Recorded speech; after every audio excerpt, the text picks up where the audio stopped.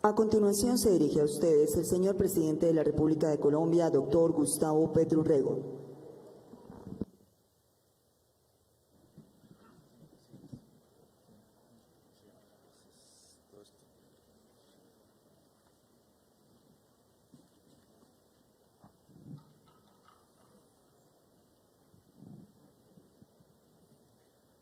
A todos las mujeres y los hombres de la Policía Nacional que nos acompañan aquí, comisarios, subintendentes, intendentes, personal ejecutivo, a la vicepresidenta de la República, Francia Márquez Mina, al ministro de Defensa, Iván Velázquez, al nuncio apostólico de su santidad y decano del cuerpo diplomático, Monseñor Luis Mariano Montemayor,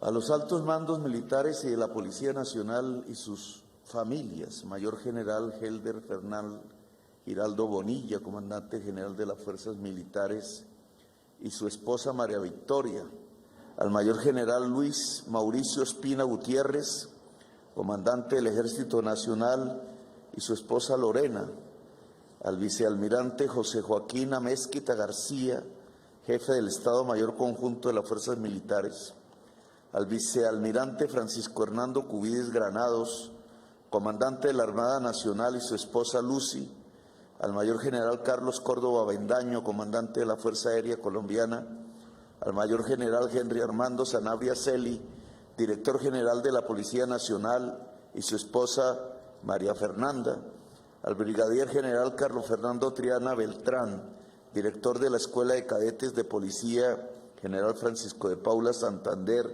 y su hija Camila, a los embajadores y jefes de misiones diplomáticas acreditadas en Colombia, a los ministros y ministras, funcionarios del Gobierno Nacional, al Fiscal General de la Nación, Francisco Roberto Barbosa Delgado, y su esposa Walfa, alcaldesa mayor de la ciudad de Bogotá, Claudia Nayibe López Hernández, al general Jorge Luis Vargas Valencia, el director general de la Policía Nacional, y su esposa Claudia, a la representante de la Cámara Susana Gómez, generales, almirantes, oficiales de insignias, directores de la policía, suboficiales, alféreces, cadetes, mandos del nivel ejecutivo, patrulleros, etcétera, representantes de la comunidad interreligiosa, invitados especiales, medios de comunicación, y a la ciudadanía que se hizo aquí presente, a todas y todos,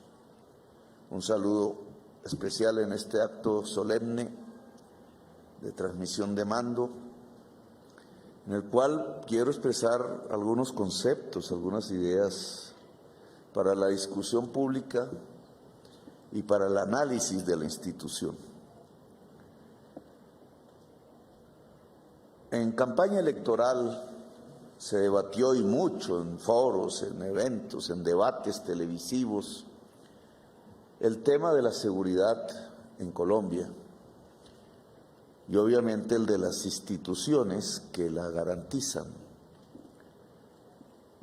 Y dijimos allí que el concepto de seguridad tenía que ser transformado en el país, porque el que se había usado había fallado de manera enorme, llevando incluso a instituciones a una quiebra fundamental de la ética y de los derechos humanos. Propusimos, y es lo que proponemos ahora, cambiar el concepto hacia la seguridad humana. La seguridad humana no es un invento mío, es una discusión mundial que tiene como escenario hoy las Naciones Unidas. Y la diferencia no es de palabras, que sería fácil pronunciar poniéndole apellidos a la palabra seguridad. La seguridad humana básicamente cambia el objetivo, el concepto mismo, la esencia de lo que hasta ahora se ha hecho en esta materia. Hemos medido la seguridad en bajas. ¿Cuántos muertos? ¿Cuántos presos? Día a día la televisión nacional saca más o menos balances en ese objetivo. Más o menos los informes que cada mes se presentan, a mí me los presentaban siendo alcalde mayor de esta ciudad, versaban sobre lo mismo. Y sin embargo, muertos tras muertos, bajas tras bajas, neutralizaciones tras neutralizaciones, muchos de los indicadores de la seguridad no han mejorado.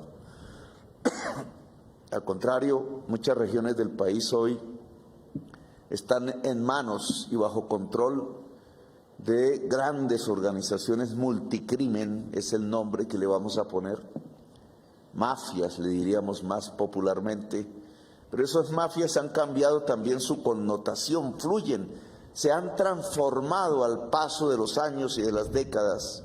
Hoy el nombre que mejor podríamos utilizar es el de organización multicrimen, porque no solo se dedican al narcotráfico, pueden establecer en una región, en una parte de la ciudad, controles que llevan no solo a las drogas, a los estupefacientes, a construir rutas para exportarlas o microtráfico para el consumo interno, sino que además pasan a extorsiones generalizadas de barrios enteros, de zonas enteras de las grandes ciudades, de comarcas enteras rurales. No solo es la extorsión, también el secuestro, una actividad de captura de rentas ilegales que hace que la sociedad quede sometida, quede sin derechos, quede sin libertades en muchas regiones de Colombia.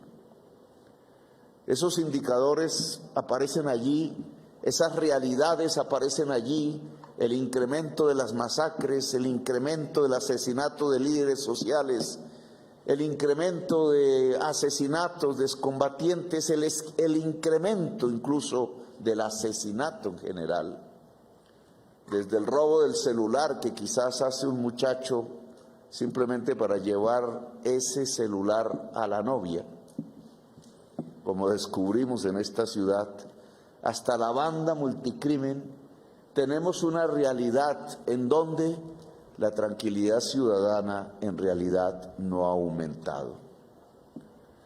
Nosotros queremos proponer entonces el concepto que se basa no en el número de bajas, en el número de muertos, sino en el aumento de la vida.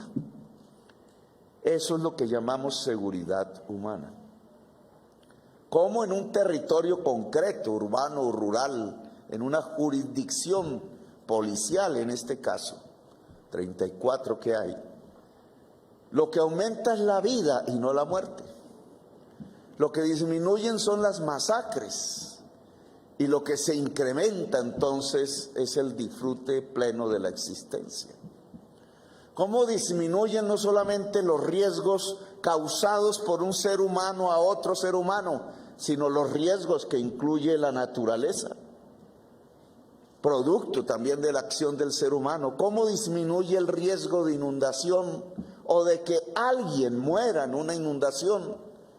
¿Cómo disminuye el riesgo de morir para el conjunto de la sociedad? De eso se trata la seguridad humana. Por tanto, los indicadores no son ya los de las bajas, son los de las vidas. Los indicadores tendrían que ver, y la pericia de un mando, hombre o mujer, o de un oficial, o de un comisario, de un subintendente en lo que le toca hacer, debería ser cómo salva la existencia humana, cómo disminuye los riesgos de morir, que incluye indudablemente el desmantelamiento de las organizaciones multicrimen. Grandes organizaciones que quizás hace unas décadas ni soñábamos que podían existir en la sociedad colombiana o en América Latina. Organizaciones que aparecen porque ha cambiado el contexto de la sociedad mundial y el contexto de la economía mundial. Porque el nuevo contexto de la economía mundial, de la expansión de los mercados, genera oportunidades para múltiples crímenes que se pueden coordinar desde una organización que las planifica. Crímenes que se vuelven internacionales, crímenes que pasan por las fronteras, incluso se pueden construir a lo largo y ancho de América. ¿Cómo no poder reconocer que la tasa de homicidios en los países latinoamericanos y americanos en general, en las diversas ciudades, las más violentas hoy del mundo, algunas de ellas colombianas, menos mal descendiendo, es el producto de organizaciones que se mueven a escala americana, que pueden perfectamente unir verticalmente, como dicen los gerentes de las empresas privadas, el crimen desde donde se produce, por ejemplo, la materia prima, si se trata de drogas, hasta su venta al consumidor final en el país rico y de mayores consumidores. ¿Cuántos miles de kilómetros no atraviesa ese crimen? ¿Cuántas realidades sociales no va navegando? Igual que atraviesa por ríos y por océanos, atraviesa por el ser humano, su diversidad, su conflictividad, sus problemas, sus necesidades. La organización Multicrimen ha aprendido a navegar las sociedades de América, e incluso si lo miráramos más allá, cuando examinamos las rutas que pasan por África y llegan a Europa, las vamos viendo aliarse en los diferentes conflictos armados del África subsahariana, del África árabe, del sur del Mediterráneo, de los puertos y las mafias europeas. ¿Cómo enfrentar eso entonces? ¿Cómo enfrentarlo desde una institución nacional, bajo la Constitución del 91 y en la sociedad colombiana? Creo que estamos ante problemas más complejos que la vieja doctrina de seguridad fundada en la creencia falsa de que existe un enemigo interno en Colombia, de que algo confabula en Marte o en alguna parte del planeta para hacernos daño a nosotros. No existe enemigo interno en la sociedad colombiana. Existen personas que sufren de manera diferente las circunstancias por las que vivimos en este país, en este territorio en concreto. Algunas muy fuertes, algunas con posibilidades, algunas con privilegios, algunas con tantas capacidades que resisten, otras no, otras muy débiles. Territorios excluidos a los que no ha llegado sino la policía o el ejército, pero nunca llega el médico o la médica o el psicólogo o la comida siquiera. ¿Cómo enfrentar entonces esa poderosa organización Multicrimen? La seguridad humana puede construir instrumentos que puedan ir dando un blindaje a la sociedad colombiana. Si nuestro pueblo no tiene hambre, habrá menos crimen. Si nuestros jóvenes pueden entrar a una universidad allá en el Catatumbo, en Tumaco, o como ayer que visitaba Leticia, donde solo el 8% de los muchachos y muchachas pueden entrar a una universidad, pues si logramos que la juventud en el Catatumbo pueda ingresar a la universidad, habrá menos crimen. Si logramos que el jovencito en un barrio de estos aquí cerca tenga cómo llevarle el celular a su novia, habrá menos robo. O quizás que no tenga que plantearse el tema de un regalo entre el novio y la novia en términos criminales. Si logramos que una serie de actividades de la sociedad colombiana que hoy se consideran crimen, no se consideren crimen más adelante, pues habrá, por definición, menos crimen en Colombia. ¿Cuántas cosas criminalizamos que no deberíamos criminalizar? ¿Desde cuándo un campesino que cosecha hoja de coca es un criminal? Si lo que es un simple campesino que no tiene más que cultivar, porque si le dicen que cultiven maíz, allí no se produce o se produce tan caro que no podría sostener a su familia. ¿Desde cuándo es un criminal un joven que consume y que debería tener es un médico, un psicólogo al lado tratando de superar las debilidades de la mente? Creo que tenemos la opción de construir entonces un concepto diferente de seguridad humana. Escoger bien quién es el que hay que confrontar. No es el pobre, es la organización poderosa multicrimen. Y en esa perspectiva entonces tendríamos que recordar la Constitución del 91, que dice que la fuerza policial, la institución, es una fuerza armada civil para garantizar los derechos y las libertades de todas y todos los colombianos. Este es el concepto que está en la Constitución.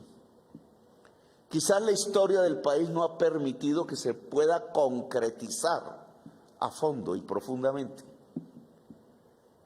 Claro, alguien podría decir, lo dijo la Corte Interamericana de Derechos Humanos, pues tiene que ver con que la policía no pertenezca al Ministerio de Defensa, tema que está en discusión pública y que tenemos que discutir aquí entre nosotros también, entre ustedes. ¿Qué significa esa opción? Que la policía deje de ser un cuerpo militar en algunos de sus aspectos, porque la organización multicrimen no es una organización militar, como sí lo era la guerrilla, la insurgencia y alguna vez varias de las organizaciones mafiosas que aquí se han convertido. Pero si la organización multicrimen responsable de la inseguridad ciudadana en muchas regiones de Colombia no es una organización militar, ¿cómo se puede destruir con instrumentos militares? Indudablemente aquí tendremos unos vacíos que la historia nos ha dejado. Si la actividad por la cual se vende cocaína es tener dinero, porque ¿para qué más se vende cocaína? Y la venta del dinero, o más bien la venta de la cocaína vuelta a dinero, se tramita en nuestra economía nacional a través de operaciones, mega operaciones de lavado de activos. Explíqueme alguien cómo con instrumentos militares se puede destruir la organización de lavado de activos. Para destruir una organización de esas tenemos que tener contadores, expertos en ingeniería financiera, expertas en inteligencia policial, expertas en transacciones bancarias a nivel mundial, una cantidad de capacidades que no se pueden bautizar propiamente como militares, que son quizás civiles, pero que tienen que estudiarse a tanta profundidad que nos permita llegar a la altura a la que han llegado las organizaciones multicrimen, porque tienen el dinero para reclutar los mayores expertos, también civiles quizás, en materia de lavado de dólares. Muchas veces presentamos los alias día tras día en la televisión, rostros a veces muy populares de los así, parecieran campesinos, parecieran habitantes de barrios populares, dedicados seguro al microtráfico y actividades ilícitas, pero ¿cuántas veces hemos podido presentar a los grandes lavadores de dólares de Colombia, de México, de América? ¿En dónde viven ellos? ¿Cuáles son sus barrios? ¿Y de qué manera podemos llevarlos a la justicia para que sean juzgados? Aquí creo que tenemos un gran camino por recorrer, que tiene que ver con la institución policial fundamentalmente. Aquí lo que nos muestra estas nuevas realidades de la seguridad humana, de hacer crecer la vida y de desmantelar las organizaciones multicrimen, es que la policía tiene que crecer muchísimo en capacidades. Y se me podría demandar entonces, bueno, y entonces, ¿cómo un hombre o una mujer de 19, 20 años que ingresa aquí a la institución puede lograr esas capacidades cuando viene también de un mundo con problemas, de un barrio con problemas, en una sociedad profundamente desigual? Creo que parte de la transformación no tiene que ver simplemente si se pasa de un ministerio al otro. sino que es un poco más profunda. Si el ser humano sobre el cual se conforma la institución, porque la institución no es vacía de seres humanos, no es una abstracción jurídica, sino que siempre está compuesta por personas. Si esas personas pueden gozar a plenitud de sus propios derechos y libertades. Estoy absolutamente convencido de que una persona que está en la institución policial gozando de su dignidad humana dentro de la institución no es capaz de violentar la dignidad humana de una persona fuera de la institución. Estoy convencido que entre más crezca el concepto de dignidad humana dentro de la Policía Nacional, más cuidado tendrá la Policía Nacional del concepto y de la realidad de la dignidad humana fuera de la Policía Nacional, allá en la vereda, allá en el barrio popular. La Policía Nacional no está para perseguir jovencitos en los parques. La Policía Nacional no está para tumbarle una carreta de alimentos a un vendedor ambulante, de lo cual casi que exclusivamente vive. La Policía Nacional no está para llegar a una casa de una familia campesina y porque cultivó hoja de coca, arrastrarlos hasta las cárceles. 25% de los presos en las cárceles son campesinos de Colombia. Eso lo único que va a provocar son unas guerras secretas, clandestinas en los barrios, una confrontación permanente y creciente entre una ciudadanía joven y un personal de la policía joven. Y esa no es nuestra guerra.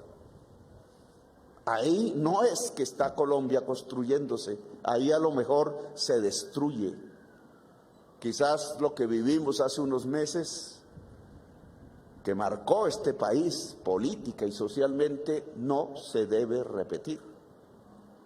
La Constitución del 91 es clara: la policía es para la defensa de los derechos y las libertades de todas y todos los ciudadanos. De los que son en la oposición y no creen en este presidente y no votaron por él, hay que cuidarlos y cuidarlas. Sobre todo de la gente humilde y pobre, porque estamos en una de las sociedades más desiguales del planeta Tierra, y eso implica un Estado que le dé la mano más firmemente al que más sufre, al que más se vulnera en la exclusión, a la mujer campesina, a la mujer negra, al joven que es perseguido en realidad por todas las exclusiones en su existencia y pierde la esperanza y cree que no hay posibilidad en esta patria, y entonces de pronto hasta acepta que le entreguen 2 millones o 3 millones para cargar un fusil allá en las trochas, siendo la fuerza, la carne de cañón de las organizaciones multicrimen. Yo creo que tenemos, y le pido al ministro de Defensa y al nuevo director de la policía, que hoy se inicia todas sus labores, que tenemos que hacer unas reformas. Esas reformas tienen que ver, entre otras, no vamos aquí porque de pronto nos cae un aguacero de la crisis climática, a analizarlas todas a fondo, pero yo propondría 2 o 3. Una ya muy altamente alcanzada, no sin problemas, porque todo tiene problemas. Pero en la Policía Nacional la igualdad entre el hombre y la mujer debe ser práctica cotidiana, precisamente para que en nuestra sociedad la igualdad entre el hombre y la mujer sea práctica cotidiana.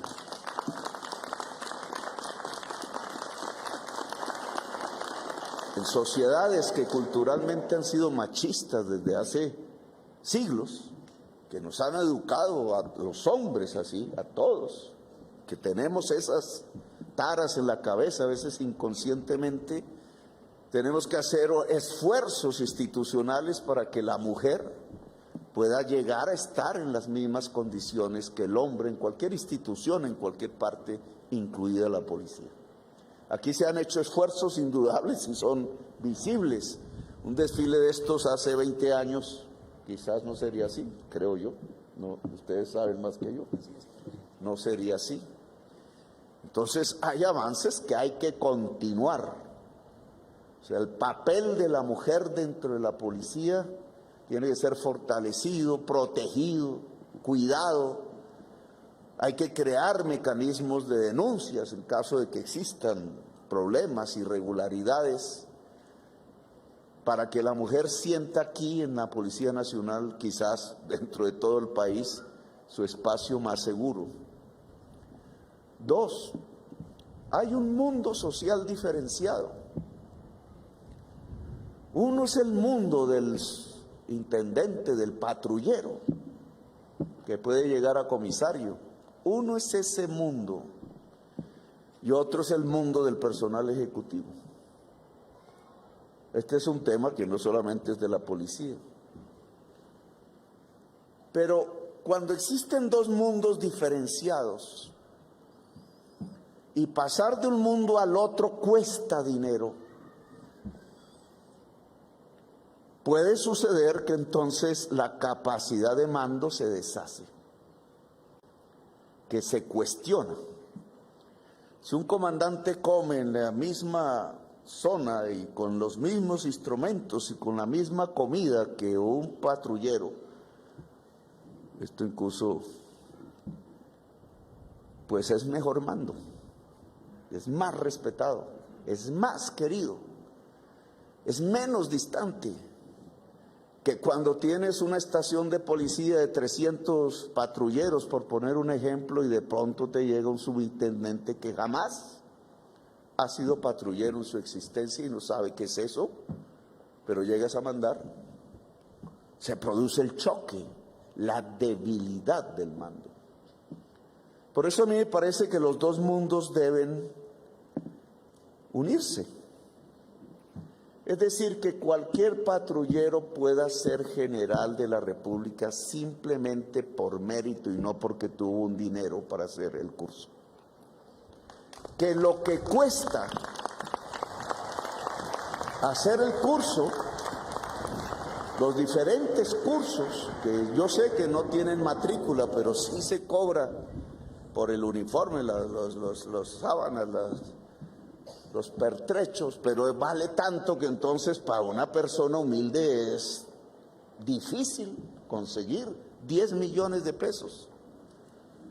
Eso debe acabarse, porque para eso hay un presupuesto nacional. Para eso estos son organizaciones públicas. Todo lo que aquí hay, incluido el que les habla, se paga es con el dinero público.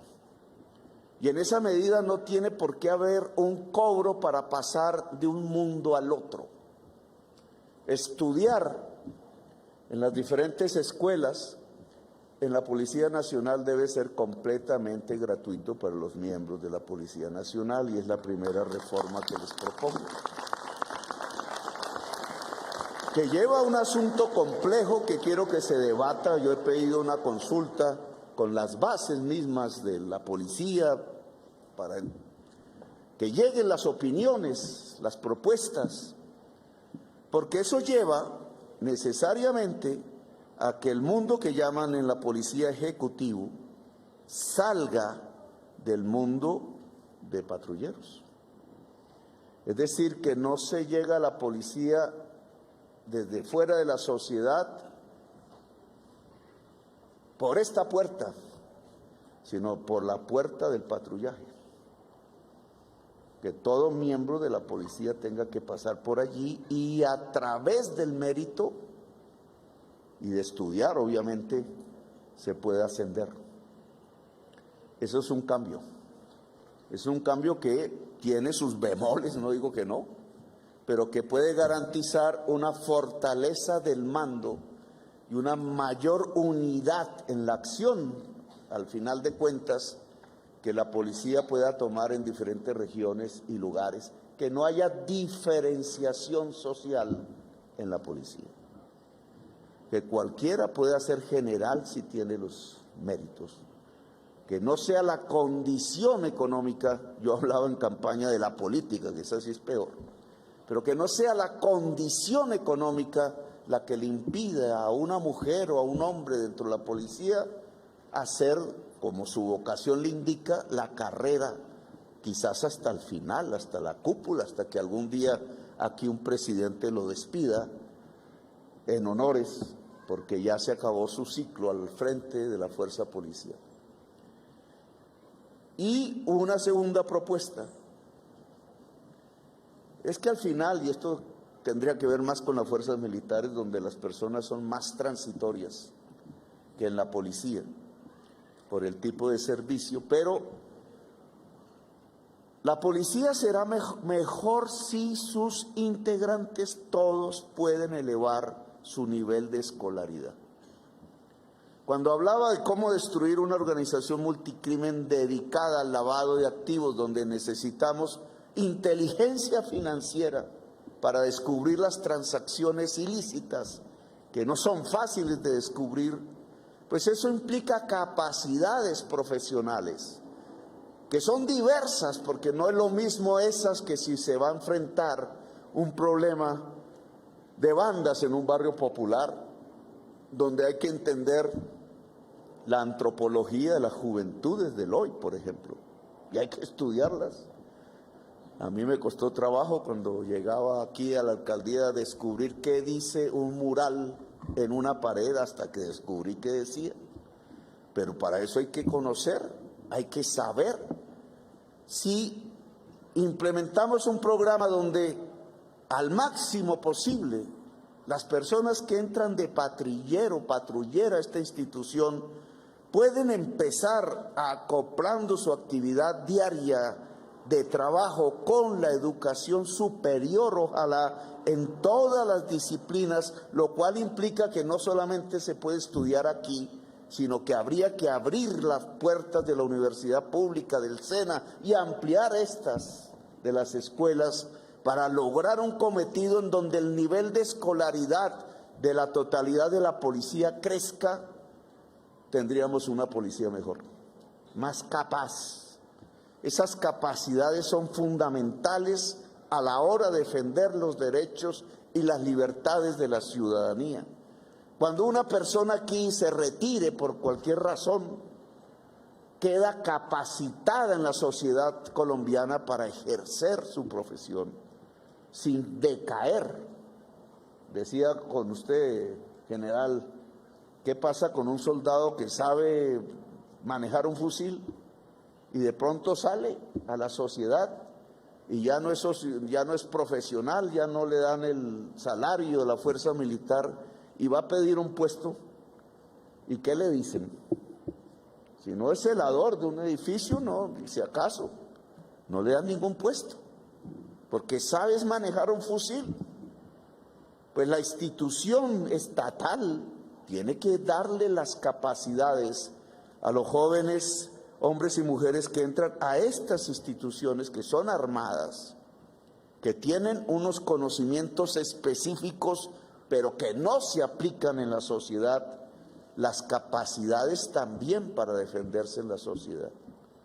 De tal manera que el paso por la policía o el paso por el ejército, por la fuerza aérea o por la armada, sea un paso que le garantice a cada ser humano que ingresa salir mejor de cómo entró, en capacidades humanas de todo tipo, que incluyen las académicas, las profesionales.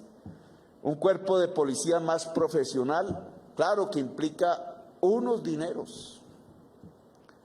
Lo que pagaba el patrullero, ahora lo paga el Estado.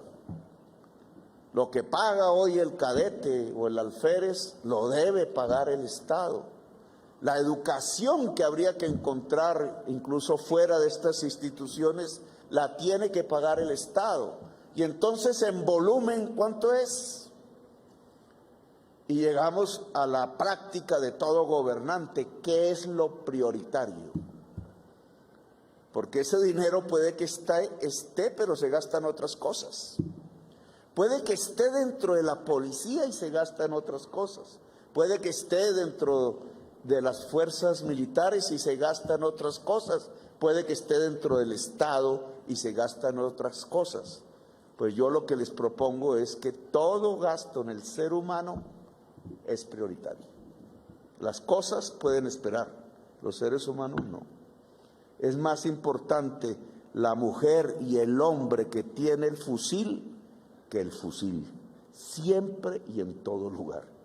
El fusil no se dispara solo, o el fusil puede ser autodestructivo, pero si el ser humano que está detrás de ese fusil es cada vez mejor, tengan ustedes la seguridad que lo que tenemos es más capacidad, más garantías de seguridad, más garantías de defensa, una policía en este caso, que como dice la Constitución, sea la garantía plena de los derechos y las libertades de toda la ciudadanía colombiana, sin excepción, desde el más pobre hasta el más rico, pero sabiendo que quien más necesita es el más pobre, y por tanto esa alianza Estado-Pueblo, Ejército-Pueblo, Policía-Pueblo, Ejército campesino y campesina,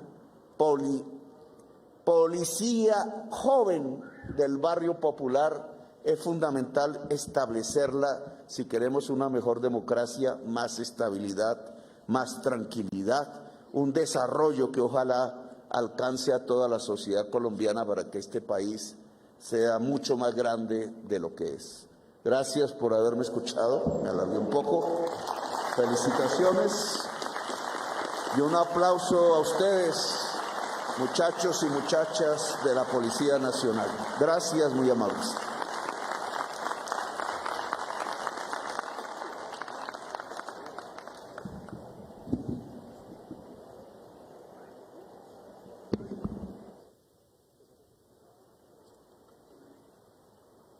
Honores al señor presidente de la República de Colombia, doctor Gustavo Petro Urrego.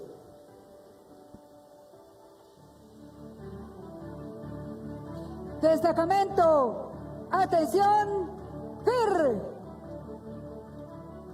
al hombro, R.